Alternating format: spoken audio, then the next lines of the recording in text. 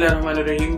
بدہضمی ایسا مسئلہ ہے کہ شہروں میں رہنے والے ہر سمجھیے کہ 5 میں سے 3 بندے تو اس میں مبتلا ہیں۔ یہ دراصل پیٹ کے بالائی حصے کی خرابی ہوتی ہے۔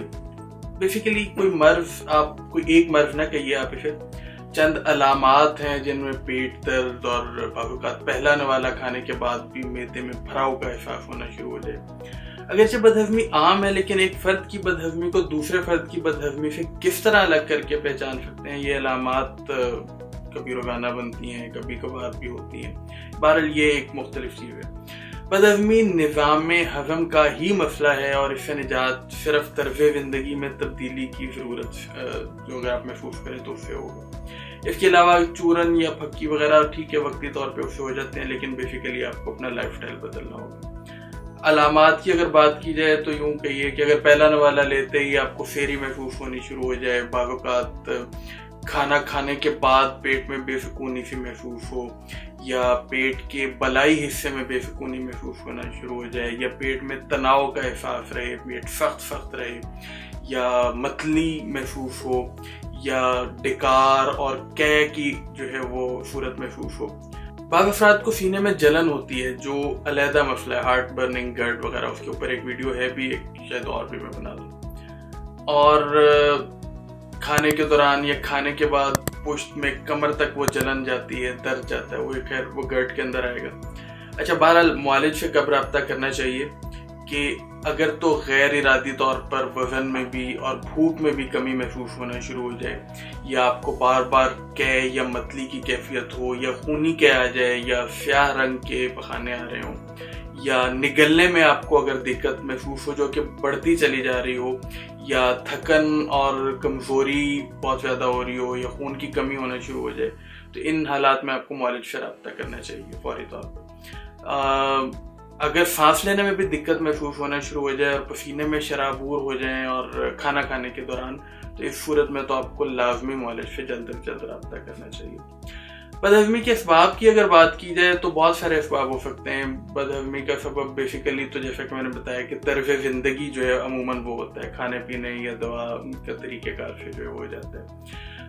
بعض اوقات تیز کھانے سے بھی بدہضمی ہو جاتی ہے کہ آپ کھانا اچھی طرح چبا کے نہیں کھا رہے، اور اب زیادہ تلی ہوئی چیزیں، زیادہ چکنائی والی چیزیں یا زیادہ مسالہ دار چیزیں کھانے سے بھی بدہضمی ہو جاتی ہے۔ چائے، کافی، چاکلیٹ، بوتلیں وغیرہ یہ زیادہ پینے سے بھی میدے کے فعل جو ہے وہ ڈسٹرب ہو جاتا ہے۔ تمباکو نوشی، زیادہ بے چین رہنے سے بھی جو ہے وہ بدہضمی ہو جاتی ہے۔ یہ مزیدار پوائنٹ ہے، لیکن بہرحال بہت اس کا اثر ہوتا ہے۔ یہ میدے کا جو آپ کی ایموشنز کا آپ کے میدے سے بہت زیادہ تعلق ہوتا ہے۔ بہت زیادہ اینٹی بایوٹکس لینے سے یا جو پین کلر لینے سے بھی آپ کو میدے کے مسائل ہو جاتے ہیں۔ اور بعض اوقات بدہضمی کا سبب ہاضمے کی خرابیوں کے علاوہ بھی کچھ اور چیزیں ہو جاتی ہیں، مطلب ڈائریکٹلی جو اس کو افیکٹ کر رہی ہوتی ہے۔ میدے کا السر یا ورم بھی، آنتوں کی تکلیف سے بھی بہرحال آپ کا ڈائجسٹو سسٹم، پورا سسٹم جو ہے وہ رک رہا ہے، تو اس سے بھی میدا ڈسٹرب ہوتا ہے۔ پتے کی پتھریاں بھی بعض اوقات آپ کے ہاضمے میں پرابلم کریٹ کرتی ہیں۔ قبض آنتوں کی خشکی کی وجہ سے ہے، یا جس وجہ سے بھی وہ بھی ہاضمہ خراب کر رہی ہے۔ پینکریاز میں جو ہے وہ انفلیمیشن، سوزش مطلب لبلبے میں ورم، وہ بھی تنگ کرتا ہے۔ اور آنتوں میں کہیں بھی رکاوٹ آ جائے تو یہ بھی ہوتا ہے۔ اور مطلب کہیں پہ بھی پورے ڈائجسٹو سسٹم میں پرابلم آئے تو ہاضمہ جو ہے وہ لازمی اس سے خراب ہو جاتا ہے۔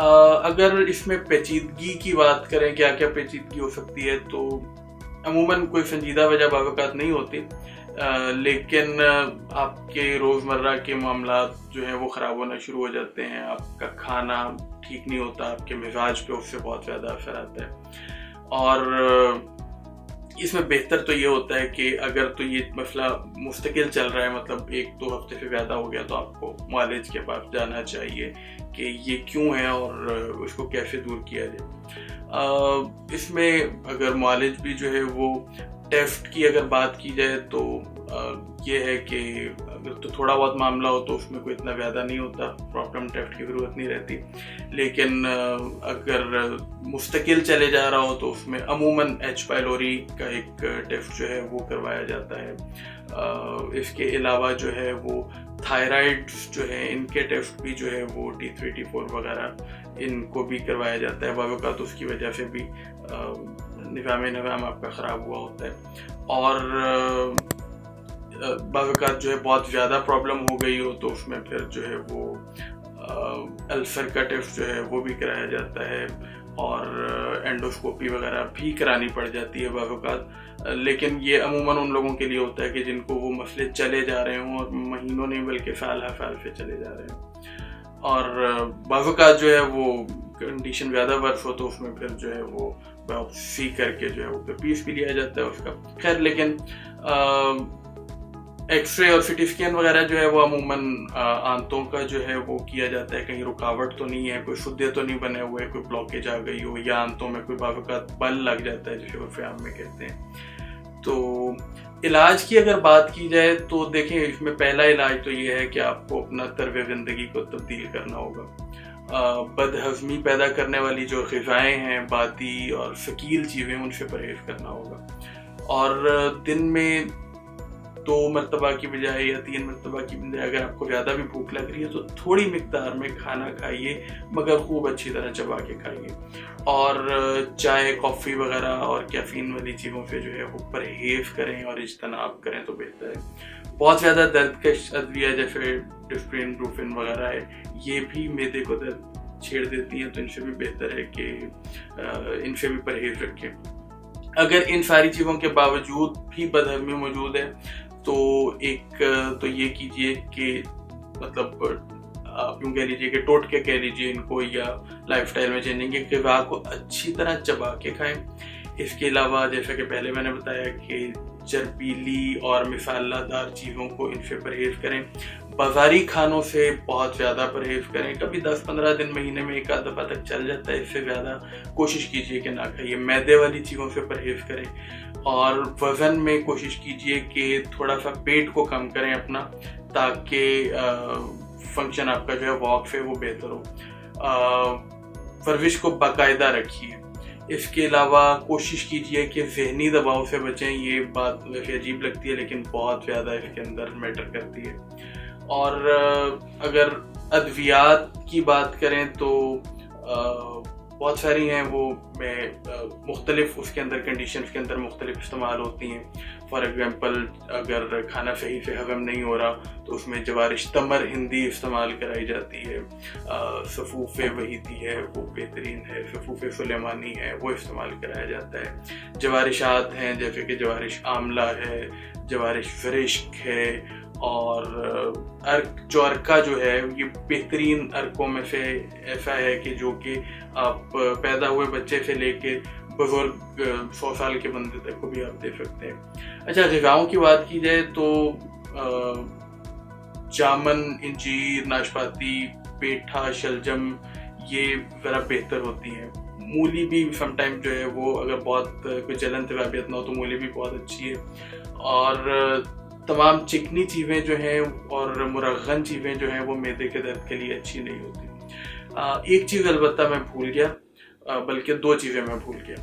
ایک چیز تو یہ ہے کہ اپنے دانتوں کی صفائی کا خصوصی دھیان رکھیے. معدے کی بہت ساری بیماریوں کا جو روٹ کاز ہوتا ہے وہ آپ کی دانتوں کی صفائی کا نہ ہونا ہوتا ہے. آپ اگر مسواک کرتے ہیں یا برش کرتے ہیں تو اس میں باقاعدگی لائیے اور اس کو اچھے سے اس کا اہتمام کر کے کیجیے. امید ہے کہ آپ کے بہت سارے معدے کے مسائل پیدا ہی نہیں ہوں گے بلکہ وہ پہلے ہی ٹھیک ہو جائیں گے.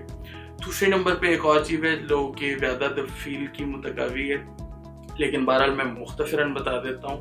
ایلوپیتھک ڈاکٹر حضرات اس کو شاید زیادہ تسلیم نہیں کرتے یا اس کو کسی اور نام سے، لیکن اس کو عمومی طور پہ جو ہے وہ حکماء حضرات یا باقی جو ہے اس کو ناف ٹلنا کہتے ہیں. ناف ٹلنا جو ہے یہ نظام ہضم کی خرابی کا ایک بہت بڑا ایک اس وقت مسئلہ ہے، جو کہ شہروں میں خاص کر یوں سمجھیے کہ 10 میں 2 سے 3 افراد کو لازمی ہوتا ہے، اور جب تک ناف اپنی جگہ پر نہ آئے تو معاملات پوری طرح سے ٹھیک نہیں ہو پاتے، مطلب کیور نہیں ہو جاتے، ٹھیک ہو جاتے ہیں وقتی طور پہ ٹھیک ہو جاتے ہیں، پھر آہستہ آہستہ پھر خراب ہو جاتے ہیں۔ اور ناف ٹلنا میں تو اس کو اس طرح سے ایکسپلین کرتا ہوتا ہوں کہ آپ یوں سمجھ لیجئے کہ جس طرح گاڑی کی الائنمنٹ ہوتی ہے ٹائروں کی، تو یہ آنتوں کی الائنمنٹ خراب ہونا جو ہے یہ ناف ٹلنا ہے۔ تو خیر یہ ایک تفصیل طلب موضوع ہے، انشاءاللہ کوشش کروں گا کسی اور روز پر مزید تفصیل سے جو ہے ویڈیو بناؤں گا۔ تو کیسی رہی آج کی ویڈیو آپ کے لیے؟ امید ہے کہ اس میں کچھ نہ کچھ فائدہ مند باتیں ضرور آپ کو ملی ہوں گی، تو اپنا فیڈ بیک جو ہے وہ کمنٹ سیکشن میں نیچے دے دیجیے گا۔ ملتے ہیں اگلی ویڈیو میں، اللہ حافظ۔